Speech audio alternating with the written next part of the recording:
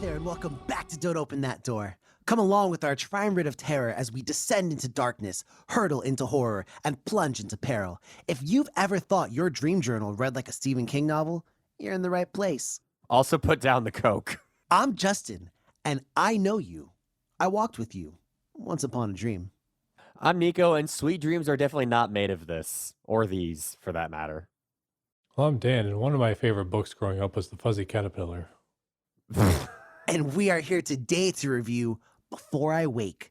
So this one was directed by Mike Flanagan, who you might remember from a review of Bly Manor, and Oculus, starring Thomas Jane as Mark, Jacob Tremblay as Cody, Kate Bosworth as Jessie, Antonio Evan Romero as Sean, and Toffer Bosquet as the Canker Man.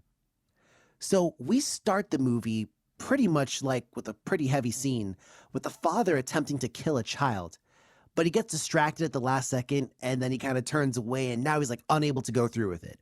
So naturally, cops show up and all that jazz.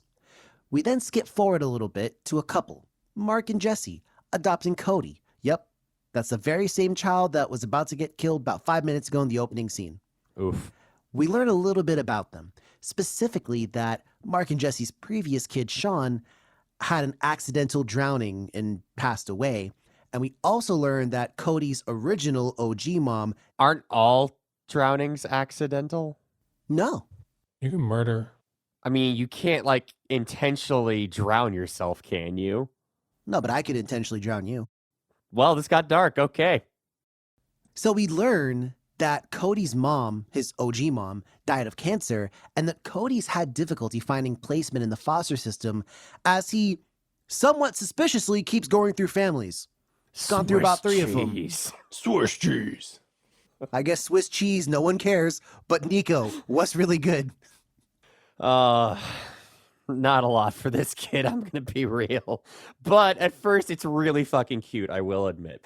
Cody joins Mark and Jessie at their house, and everything seems like it's going well, but then night falls and Cody gets ready to go to bed. They have a whole ass scene where Mark explains the functionality of Kinect. Remember that shit? Mm-hmm. Product placement. Yeah, it was a little sus. But anyway, he tells Jessie about a terrifying nightmare that haunts him, the Canker Man. And Jessie's like, nah, you'll be all right. And he tells him that dreams can't kill anyone. That night, in a turn towards the fantastic, magical dream butterflies appear out of nowhere in Mark and Jessie's kitchen. And they're seemingly fine with this, I guess, just taken by the sheer what the fuck factor. Unfortunately, though, they disappear once Cody wakes up. Well, when I wake up, the first thing I think about is, Dan, what happens next? I don't know how I feel about that. I don't know how I feel about that. Every day. Anyways, moving past that, we might talk about that later, Justin. The next day, Cody sees a picture of Sean, so he asks about him. Jessie and Mark tell him about Sean, and that leads to Cody manifesting Sean while he dreams that night. He stays on his fucking grind. Manifesting his dreams. Manifesting, bro. You gotta manifest it. I knew he was a signal from the start of this movie, Speak it into existence. Anyways, this makes Jessie and Mark realize that Cody's dreams really do come to life, and that really fucks with his parents pretty heavily. And Jessie starts to hang up pictures of Sean and plays DVDs in an attempt to use Cody in order to spend more time with their dead son. Mark is pretty understandably unhappy about this, so he takes down Sean's pictures. Well, speaking of some things that need to be taken down a notch, Nico, what happens next? Justin. Wow. What happens next? Okay. You need to be taken down a Wow! notch. Wow! Well, speaking of pictures, look at this photograph, but also, Cody grows more and more guilty. No, this because is Nico's paragraph, bro. This is my... No, I just meant you that asshole. you need to be taken down a notch because you're the one waking up thinking about me. Oh my fuck. You know what? We're going to run it back. No, keep all of this. Well, speaking of things that need to be taken down, Nico, I can't take you down yet, but tell me what happens next. My reign of terror will never end. But Cody grows more and more guilty for the way he's making his posterference. Wow, that's a spoonerism. Posterference. His posterference. His pasta parents. They did have spaghetti.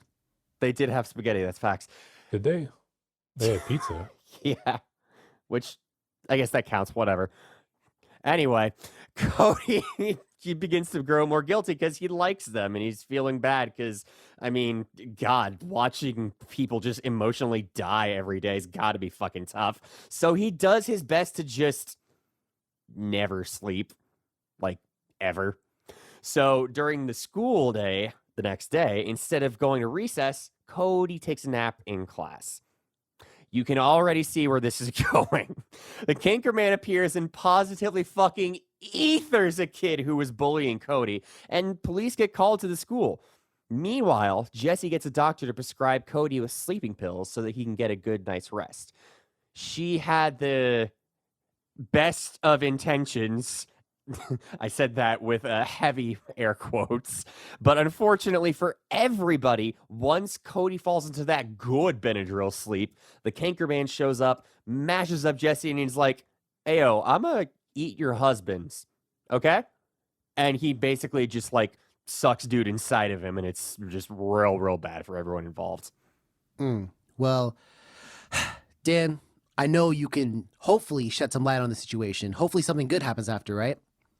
Well, it's a good thing that Cody knows what to do because he calls 911 and social services also arrive on scene, at which point he gets taken away to an orphanage because they find out that Jessie, drugged her kid. In an attempt to track down Cody, Jessie steals his files from the social worker and learns that one of Cody's foster fathers is in jail. She tracks him down and he says that she has to kill Cody, but she's like, "Nah, fam, I'm not about to do that. He manifests shit." Stay on your grind, 100 emoji, 100 emoji, 100 emoji. Yeah, right. Facts, B. Jessie does more due diligence at the hospital where Cody's mom died and is able to find her journal and a butterfly pillow that Cody loved as a kid. She then makes her way to the orphanage to get Cody. All right, and now the movie gets really badass. Well, kind of. So Jessie arrives at the orphanage / like foster place where they're keeping Cody, only to find that like the place is mad haunted. There's like people stuck to the walls and shit like that, and Cody's in a deep sleep.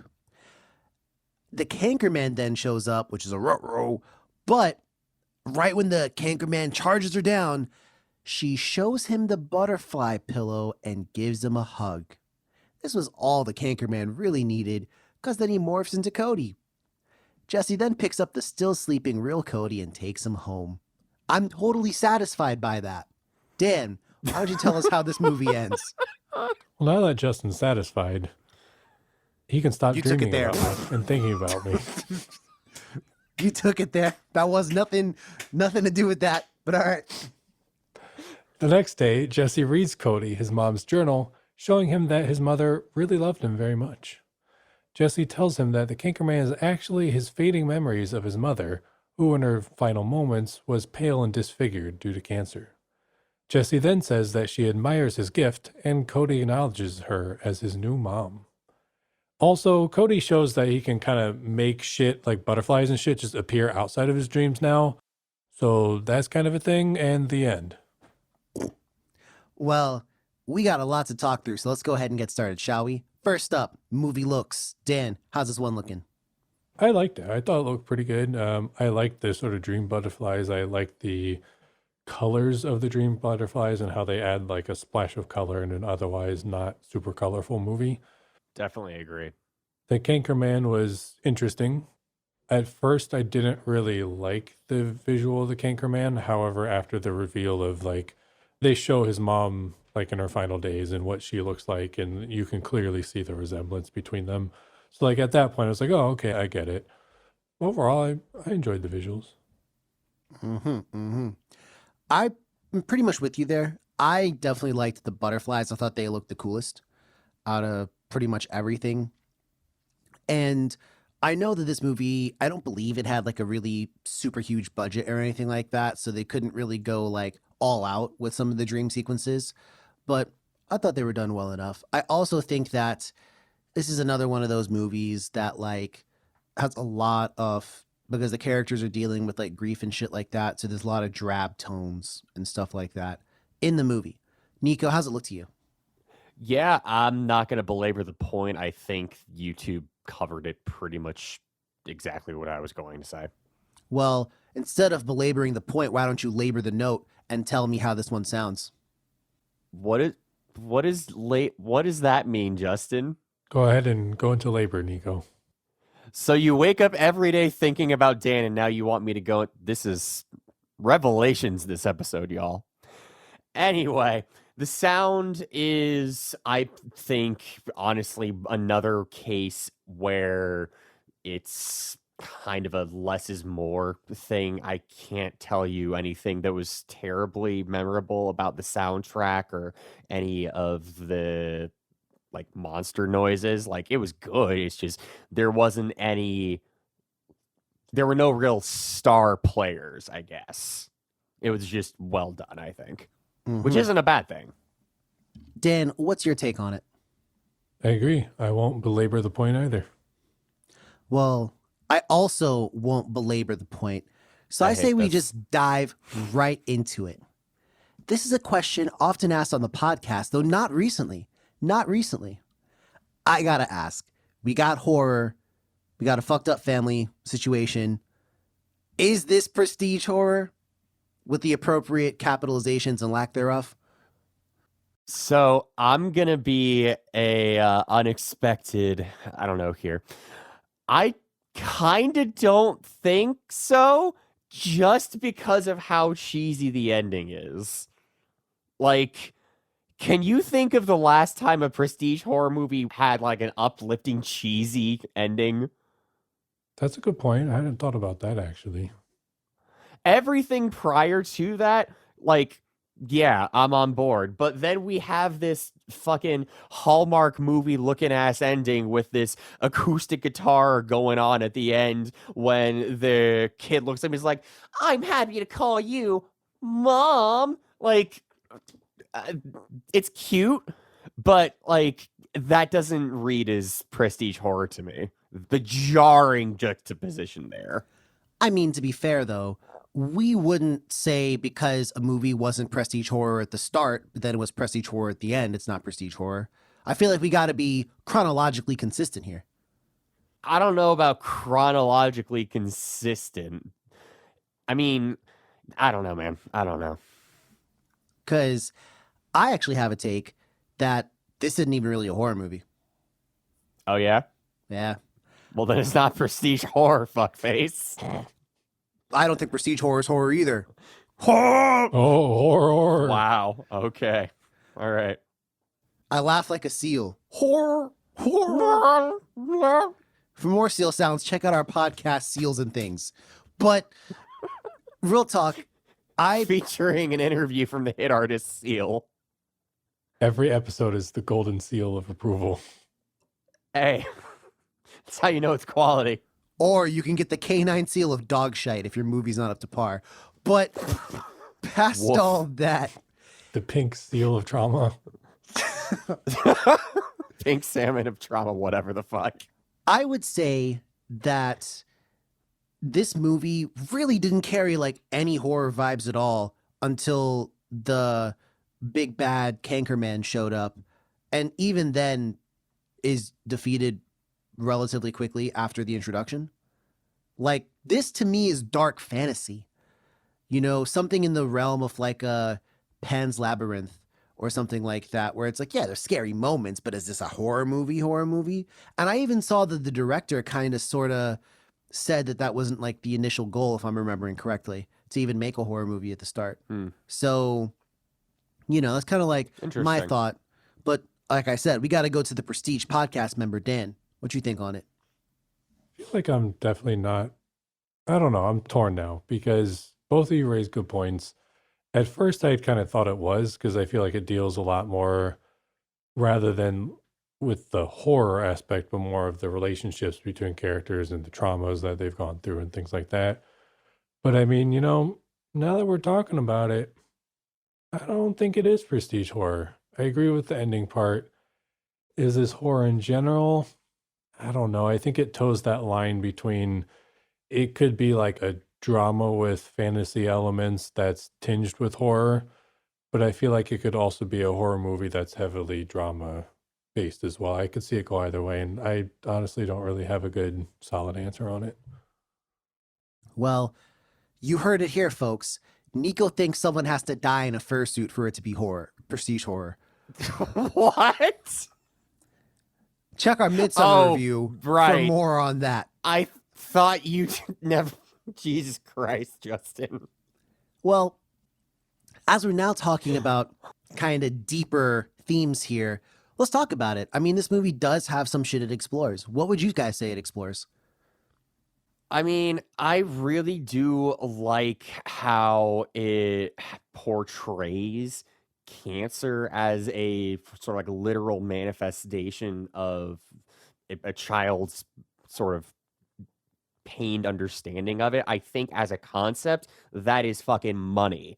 I am a fan of how it turned into a very literal, approachable thing, which is oftentimes just so inexplainably bad. Obviously, I'm talking about cancer here, like the actual disease, not the kid's understanding of it. But I will say it's not quite up to the level of, say, Annihilation with how they incorporate cancer as a theme, but as a kind of like not one trick pony, but just like very focused sort of interpretation and implementation, I should say, of the theme. I liked that. I will say the only and I agree with a lot of what you said. I had two problems with it. First, so much of this movie is based around the fact that this kid who can say pretty much every word perfectly can't say cancer, which is the word that he would have heard how his mother passed away. I mean, to be fair, that was I assume a few years earlier, or some amount of time earlier when he was like 5. Right. And I understand that piece, but I feel like to me it was like, bro, wait a second, what? Like, I felt like that was kind of like a bruh moment when, wait, you didn't know the word cancer? And like no one ever corrected you? To me, that seemed like slightly unrealistic given his background or something else like that. Like, I feel like you'd have heard the word correctly at some point. And I know he was young when his mom, died or whatever, but I was like, come on, bruh. But I see you on that point, though, Nico. Dan, what else do you think the movie kind of portrays here? I mean, it also touches on like loss in general and the trauma that you go through with that and how Jessie and Mark deal with that trauma. They go, I think Jessie even mentions like different people, what's the word? They work through trauma and grief differently. And, she very much like wants to see her son again, whereas Mark wants to like move on, and he came to grips with it and is ready to try to move on. So there's that. And then also like how Cody, the child, deals with loss and grief and trauma and everything as well from a child's perspective. So I think that's a major thing that obviously relates into the cancer part of it, but slightly different perspective, different lens on it. Agreed.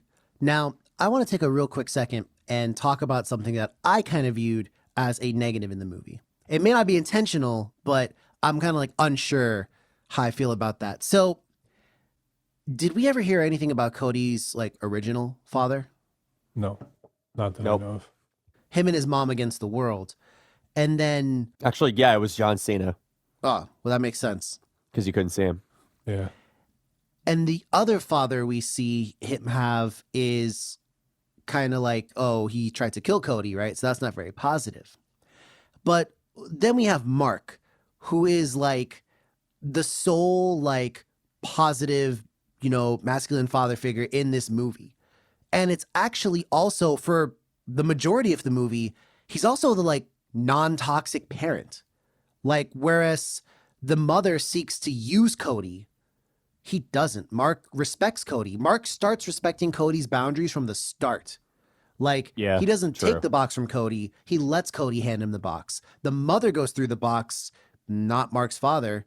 And then, like, throughout the movie, like, we can clearly see Cody bonding with Mark because Mark respects him.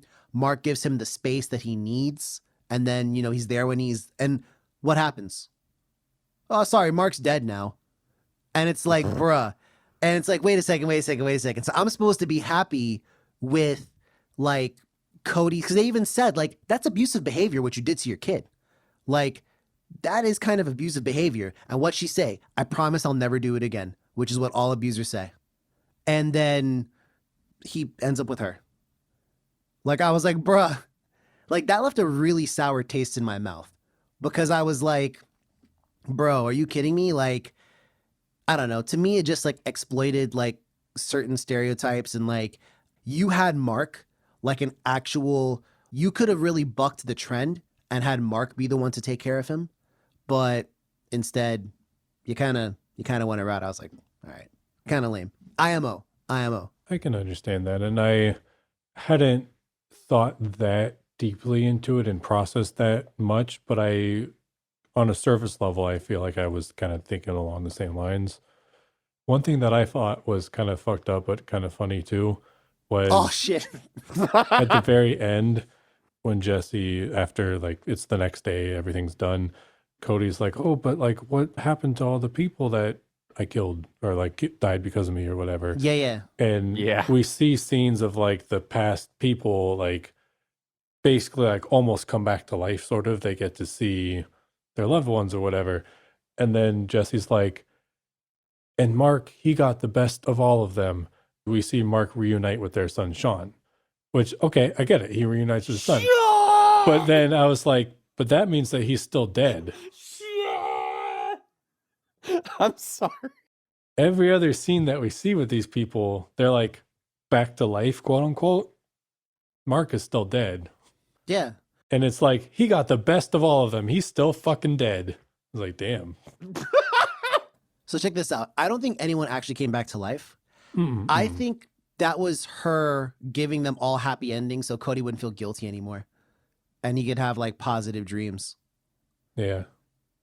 But, you know, I guess it is what it is.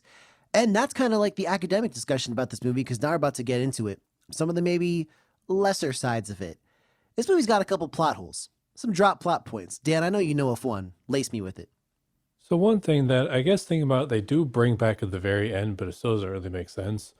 There's a point when there's the Canker Man, or actually, I don't think the Canker Man comes, but It's like the haunted little fucked up kid. yeah, the bully kid is like underneath Cody's bed and drags him under the bed or whatever.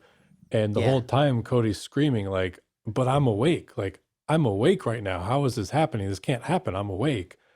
And these hauntings and shit are happening.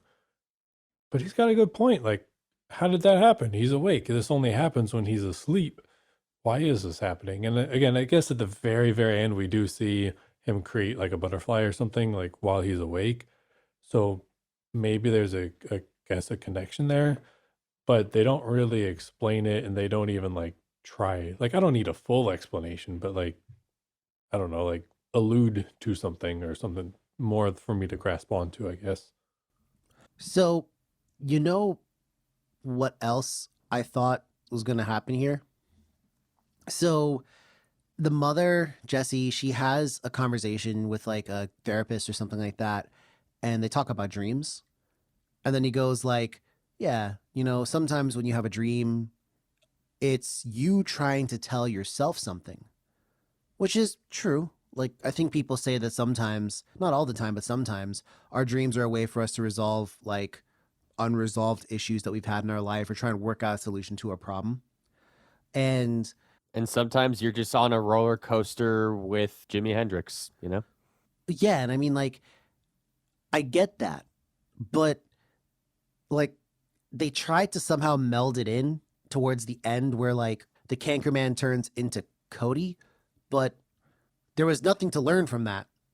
What do you mean? What was he trying to tell himself? Maybe that it's like his fault that these people are dying. See, but I don't know. To me, that's kind of like a chicken egg thing.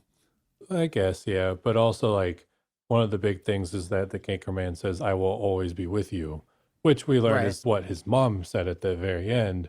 But if you look at it from like his nightmare perspective, like he keeps moving from foster home to foster home, and it's the Canker Man saying, I'm always going to be here. I'm always going to be here to fuck up what good is in your life. And you will continually move from foster home to foster home, and people will die and disappear who you love. I mean, that is kind of what happens. So Well, right. But I'm saying to me, that is like, the Cankerman in that situation, it would be both the cause of and the guilt. Yeah, but also it could have evolved too. Maybe it didn't start as the cause of or I mean, something. that's true. Because they do say that like the Cankerman was the evolution of his fading memories and stuff. So maybe it didn't always start like that. True. I also want to have a moment of self-awareness when I admit that we are a fucking podcast and we are not the brain of some little fucking 10-year-old who is nowhere near as self-aware as we are. I mean, that's a good point too. Yeah. I mean, true. But I would say that, and this kind of gets into, I guess, like where I thought it was going to go. I thought for sure what the ending was going to be was he was going to have to visualize like something to fight his fear. Godzilla. Yeah, bro. For me, it would have been fucking Godzilla or been some dope. shit. Would have just like showed up and fucked that shit up or something. And also your house. Not my Godzilla. But I'll save that for the end. Now, let's jump into the what would you do, shall we? And this one is going to be, it's a straightforward question, but I think it's worth asking. Let's say, you do end up through whatever life circumstance adopting a kid like Cody who has the ability to manifest dreams.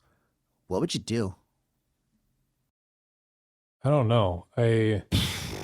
That's such a tough one. I think, and I'm going to say this, but in reality, I don't know that I could actually like do this, but I think I would like let him dream.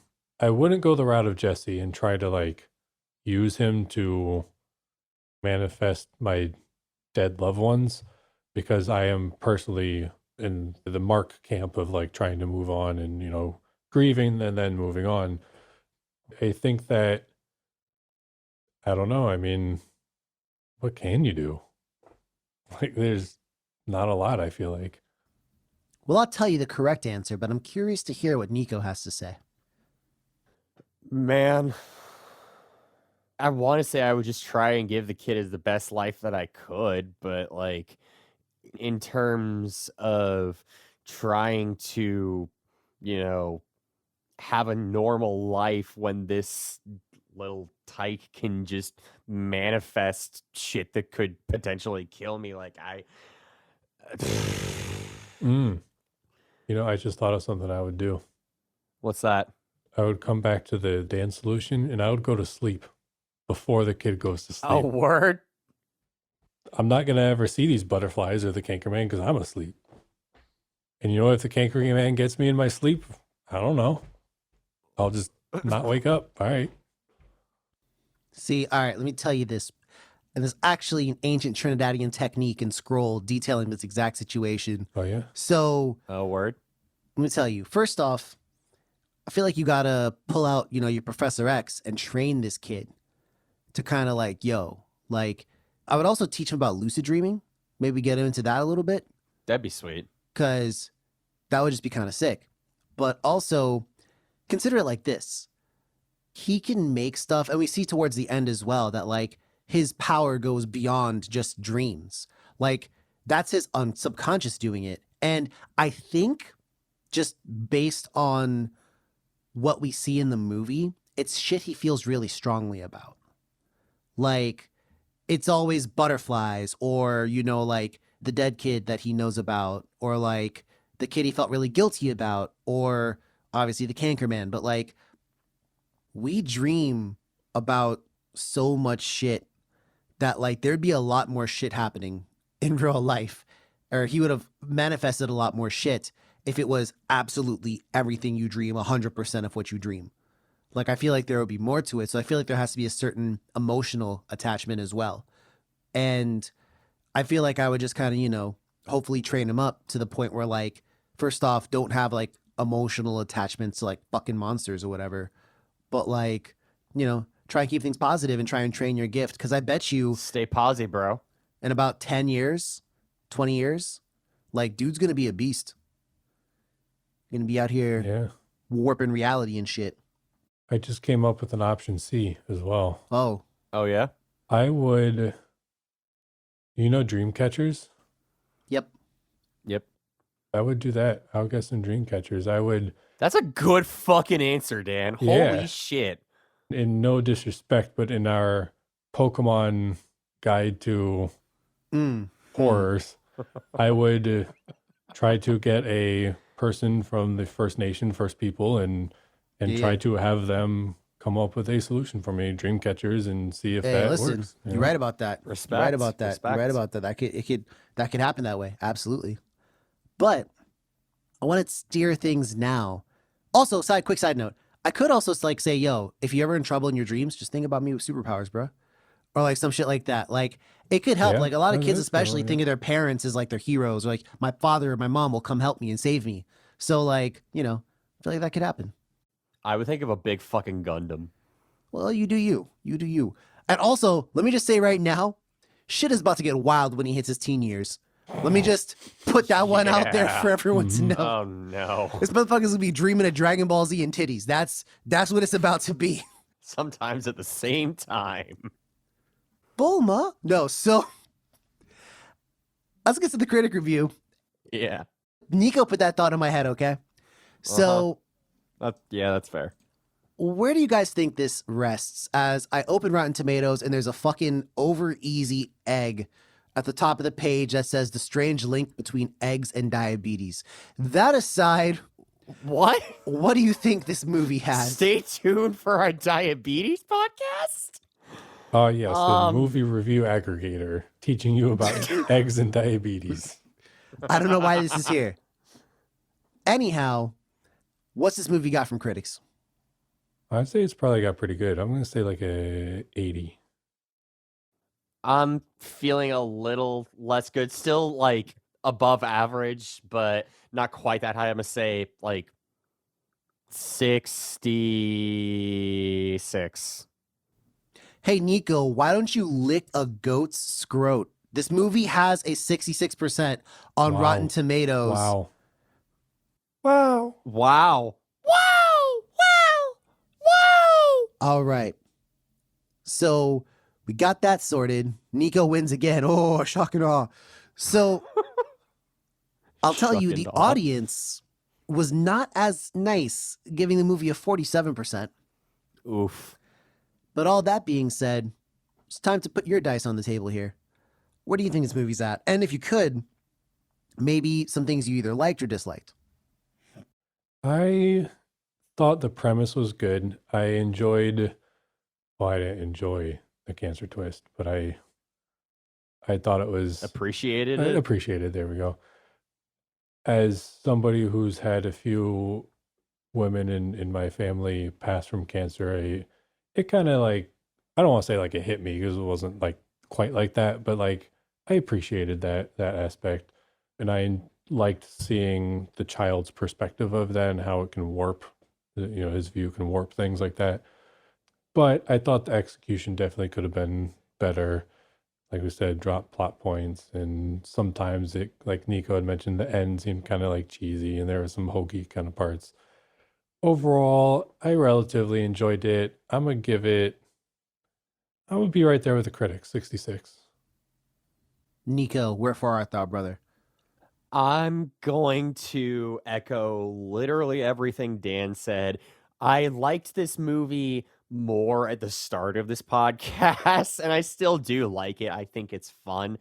I am going to give this one a 67. Let the hate flow through you. I didn't really like this movie, and I feel like this movie was very derivative. Everything this movie did, I can tell you another movie that did it better. And I think that this movie was confused. I don't think it really knew what direction it wanted to go in all the time. So sometimes things just happen. Like, wait a second, whoa, whoa, whoa. Social services took your kid from you because you gave him a doctor prescribed sleeping pill because your kid had demonstrably not been sleeping for days. Yeah, I wondered about that. Mhm. You know that he had problems sleeping as that was something in his fucking case file. And yet you just took the kid with no rhyme or reason and then told her to get help for domestic abuse? What? Where's Mark? Yeah, that was a little out of left field. What? And like, that truly made no sense. Also, yo, this kid goes through foster families like a knife through a real hot baked potato. What the fuck? What the fuck?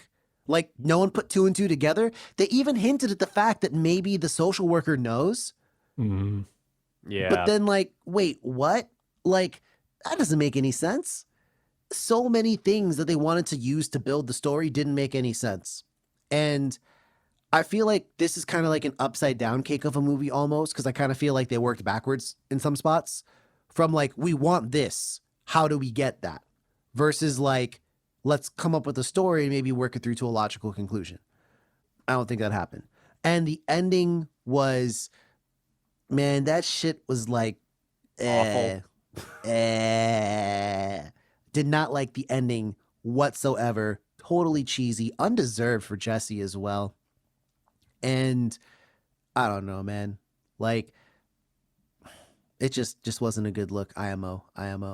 But I also thought that maybe bathrooms and like the tub and shit and like water maybe would have more to do with the movie, because in the beginning they were like real fucking insistent on showing scenes, and that kind of amounted to a scene at the end of the movie where she saw the bathtub, she being Jessie, and I was like, well shit, man. Like, if that's all you were gonna do, then you could have not shown us all the bathtub scenes at the beginning and then shown us that drowning scene at the end and not told us how the kid died and let the audience see how the kid died. And that might have been a more impactful scene when you realize what she's seeing and what she has to turn away from.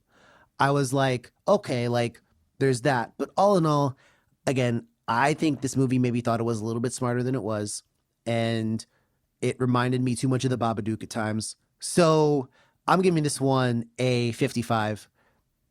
Try better. Higher than I was expecting. Yeah, same. And I know that Mark Flanagan is capable of more from both Oculus and Bly Manor. Who's Mark Flanagan? Mike Flanagan. Mark Flanagan is his GTA character. But that being said, let's see if we'll recommend this one. No, I don't. So moving on. Nah, but real talk, would you guys have recommended it? Damn it. I was going to say that keeps me in the clear of not having to recommend it or not. I'm going to say no, partially because, like you had mentioned, this movie did remind me a lot of The Babadook. And while I'm not like head over heels with The Babadook, I do think is a very similar yet better movie. So if you want to watch a movie like this, watch The Babadook. If you've already seen The Babadook, watch it again. I would have recommended this movie as another one that you sort of like have to more intentionally turn your brain off to enjoy. But in all seriousness, what I want you, the listener, to do, go fucking watch Oculus. Oculus is That was a so good fucking movie. good. That was a good one. I definitely liked Oculus more than I like this. And it has what's her name in it too. And she's awesome. Yes. Yes, she is. Yeah. Well, that being said, we'd like to hear from the listener. Maybe we're all wrong. Maybe it's me that's the problem. Nah. I mean, that too. Hit us up. We're on social media, on Twitter and Instagram at DOTD Horror. We're also on Facebook. That does, of course, Don't Open That Door. Plus, you can check out everything we've done on our website, which is dotdhorror.com. But till then, let's all just, make sure that, if someone needs a hug, a handshake, or a convo, let them have that. Also, have sweet dreams. But above all that, Dear listener, When you wake up, Think of think me. of Dan. don't open that door. Bye.